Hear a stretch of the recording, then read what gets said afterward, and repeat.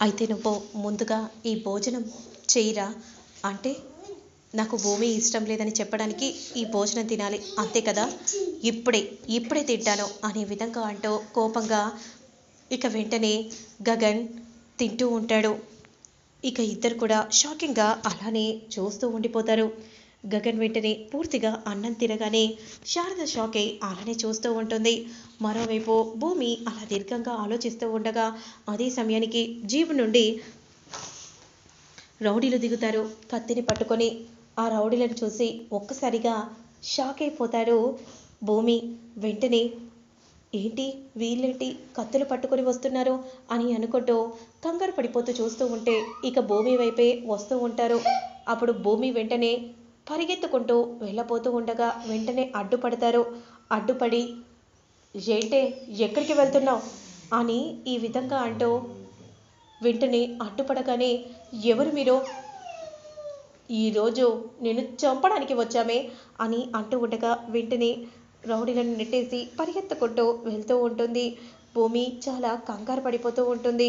రౌడీలు మాత్రం భూమి వెనకాలే పరిగెత్తుకుంటూ వెళ్తూ ఉంటారు. చుట్టూ జనాలు చూస్తూ ఉన్నా కూడా జనాలు ఏమీ అనరు. అలానే ఆగిపోయి వీడియో క్లిప్స్ తీసుకుంటూ ఉంటారు. ఇక భూమి పరిగెత్తుకుంటూ కంగారు పడిపోతూ వెళ్తూ ఉంటుంది. అమ్మా ప్లీజ్ అమ్మా మీరైనా ఆ రౌడీలను ఆపండమ్మా నన్ను చంపాలని చూస్తున్నారు.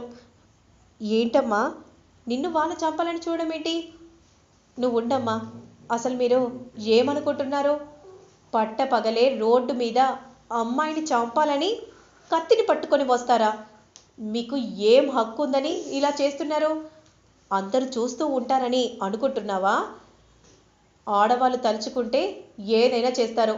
రండిరా రండి చూసుకుందాం అని విధంగా అంటూ వెంటనే ఆడోళ్ళందరూ కూడా అలా డేర్గా వచ్చి నిలబడగానే ఏంటమ్మా ది గ్రేట్ శరత్చంద్ర గారిని ఆయన్ని హత్య చేసింది ఈవిడ. చావు బ్రతుకుల మధ్య కొట్టుమిట్టాడుతున్నాడు. అలాంటి ఆ అమ్మాయిని మీరు సపోర్ట్ చేస్తున్నారా? మేము దాన్ని చంపడానికే వచ్చాము అని అనగానే ఏంటమ్మా నిన్ను చూస్తే అలా అనిపించట్లేదు. ఆయన ఏం నిన్ను మోసం చేశారని ఆయన్ని చంపాలని చూసా? ఇలాంటి దాన్ని చంపడం కాదు రోడ్డు మీద నరికిన పాపం లేదు. చంపండి అన్నా దీన్ని చంపేసేయండి అని అనగానే ఇక భూమి ఒక్కసారిగా షాకింగ్గా అలానే చూస్తూ ఉండిపోతుంది. ఇప్పుడు నిన్నెవరు వచ్చి కాపాడతారే?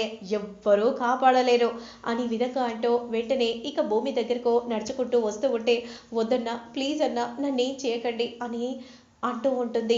కానీ వెంటనే కత్తి తీసి గట్టిగా పొడవబోతూ ఉండగా అదే సమయానికి గగన్ వస్తాడు. రేయ్ అని విధంగా అంటూ వెంటనే కార్ని నెట్టగానే కార్ వేగంగా వెనుకకు వెళ్ళిపోతుంది. భూమి వెంటనే క్రింద పడబోతూ ఉండగా వెంటనే గగన్ పట్టుకుంటాడు.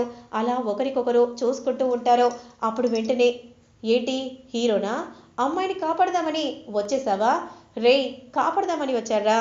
తనతో పాటు వాణ్ణి కూడా లేపేద్దాం సరిపోతుంది పదండ్రా అని అంటూ వెంటనే పరిగెత్తుకుంటూ వచ్చి గగన్ని కొట్టబోతూ ఉంటారు. చూసుకుందాం రండి అని గగన్ అనగానే వెంటనే ఇక గగన్ రౌడీలను చడామడా చిత్త కొడుతూ ఉంటే భూమి అలానే చూస్తూ ఉంటుంది. ఇక ఒక్కొక్కరిగా వేళ్ళని విరిచేయగానే రౌడీలు చాలా కంగారు పడిపోతూ ఉంటారు. ఇక వెంటనే అక్కడి నుండి రౌడీలు పరిగెత్తుకుంటూ వెళ్ళిపోతూ ఉంటారు.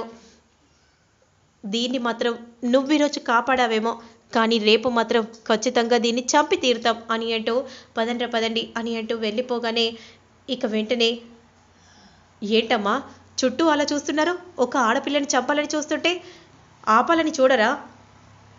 శరత్చంద్ర గారిని చంపాలని చూసిన దీన్ని మేమెందుకు ఆపుతామో? ఆ అమ్మాయిని చూస్తే అలా అనిపిస్తుందా?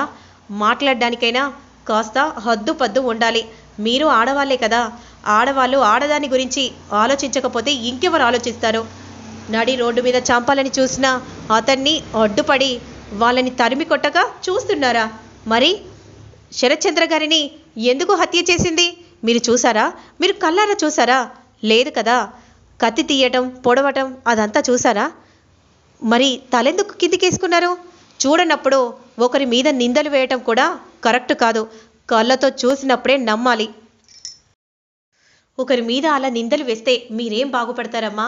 అయినా తను ఒక ఆడపిల్ల. ఇప్పుడు నేను రాకపోయి ఉంటే తన పరిస్థితి ఏమయ్యేది?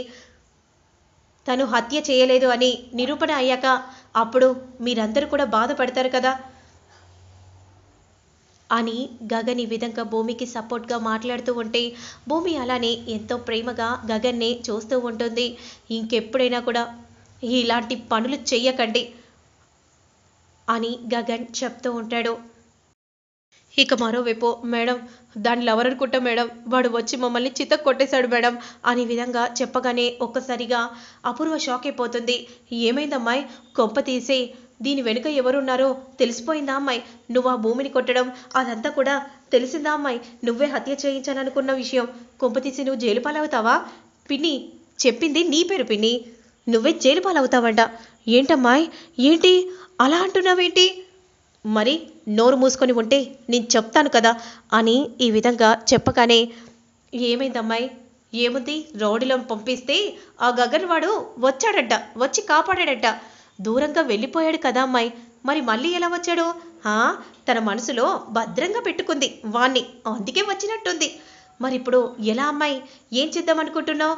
ఏముంది పిన్ని, ఇది ఎలాగో మిస్ అయిపోయింది. రేపు ఎలాగో DNA టెస్ట్కి రిపోర్ట్స్ వస్తాయి కదా, అప్పుడు వస్తే ఎలాగో నిజంగానే శరత్చంద్ర కూతురని తెలిసిపోతుంది కదా. అలా నేను జరగనిస్తానా? జరగనివ్వను కదా పిన్ని. రిపోర్ట్స్ని తారుమారు చేస్తాను.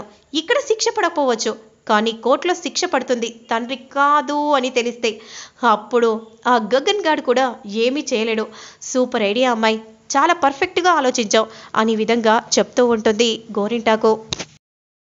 ఇక మరోవైపు మాత్రం గగన్ ఆగిపోయి చూస్తూ ఉంటే ఏంటి నన్ను ఎందుకు కాపాడారు? నా దారిన నేను వెళ్తూ ఉంటే మీరెందుకు వచ్చి కాపాడారు? ఎవరి కోసం? అయినా నేను ఎవరి కోసం బ్రతకాలి? నా చావేదో నేను చావాలని అనుకున్నప్పుడు మీరెందుకు వచ్చారు చెప్పండి. నేనైనా శరత్చంద్ర కూతుర్నని తెలుసు కదా, వదిలేసి వెళ్ళారు కదా. ఏంటి నువ్వు ఒక అమ్మాయివి, మేలు చేయాలనుకున్నాను వచ్చాను. ఏ అమ్మాయి అయినా అక్కడ ఎవరైనా సరే ఉంటే నేను అలాగే చేసేవాడిని. థ్యాంక్స్ నన్ను మీరు కాపాడినందుకు. అవునా, నీ డ్రామా ఆపు, కానీ ముందు నాతో పాటు పద. నేను రాను, నేను ఏట్లోకి వెళ్తాను. ఎక్కడికి వెళ్తావు? ఏట్లోకి. ఎవరూ లేనప్పుడు దేవుడే దిక్కని అంటారు కదా, అందుకే దేవుడి దగ్గరికే పోతాను.